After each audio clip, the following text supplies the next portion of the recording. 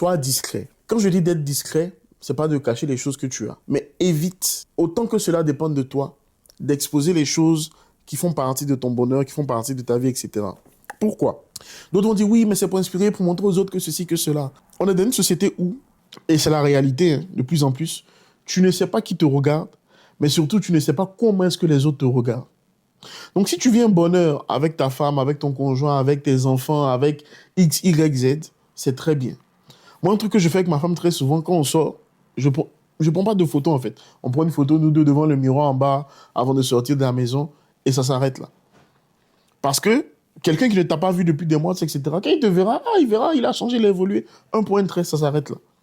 Mais sois discret, tu n'es pas obligé de parler de tes investissements, tu n'es pas obligé de parler de X, Y, Z, tu n'es pas obligé de faire... Tu n'as pas besoin de ça.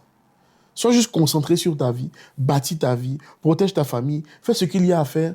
Et après, si les gens ont des infos sur ta vie, ils ont des remèdes, etc., ça, c'est leur problème.